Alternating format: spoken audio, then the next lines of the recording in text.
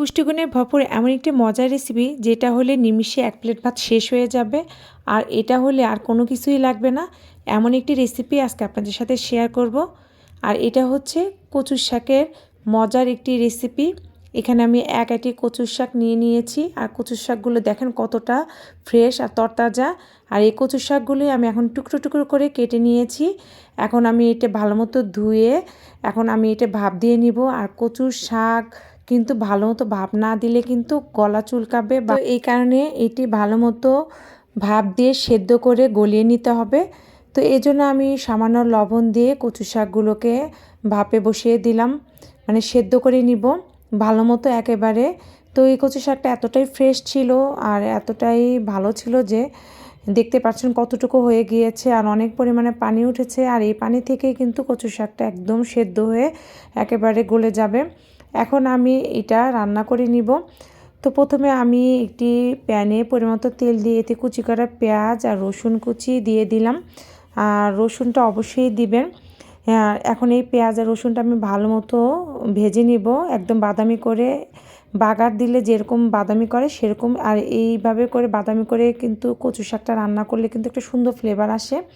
তো এখন এই পর্যায়ে আমি ছোট ছোট গুঁড়ো চিংড়ি দিয়ে দিলাম। আর চিংড়ি মাছ দিলে কিন্তু কচু শাকটা কিন্তু টেস্ট অনেক বেড়ে যায়। ইচ্ছা করলে কেউ এখানে ইলিশ মাছের মাথা বা লেজ দিতে পারেন, এটাও অনেক মজা হয়। তো সামান্য লবণ দিয়ে এখন আমি এই পেঁয়াজ রসুনের সাথে চিংড়ি মাছটা একটু ভেজে নেওয়ার পরে এতে আমি আদা এবং রসুন পেস্ট দিয়ে নিচ্ছি। আর আদাটা দিলে কচু শাকে যদি গলা চুলকায়, এটা চুলকাবে না, তো এটা অবশ্যই দিয়ে নেবেন। তারপর আমি দিয়ে দিচ্ছি হলুদের গুঁড়ো, মরিচের গুঁড়ো, জিরার গুঁড়ো, লবণ, সব মশলাগুলো এখন আমি এর ভিতরে আমার পরিমাণ মতো আমি দিয়ে নিচ্ছি। দিয়ে এখন এই পেঁয়াজ রসুন আর চিংড়ি মাছের সাথে ভালো মতো একটু ভেজে নিচ্ছি।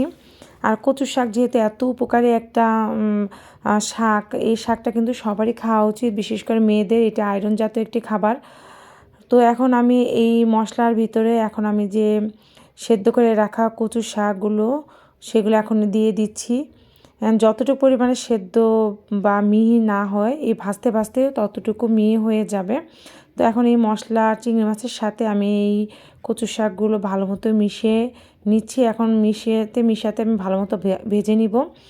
আর কচু শাক এত উপকারী একটি শাক, এটা হচ্ছে প্রচুর পরিমাণে আয়রন রয়েছে। এটি চোখের জ্যোতি বাড়ায়, বিভিন্ন রোগ প্রতিরোধ ক্ষমতা বাড়ায়।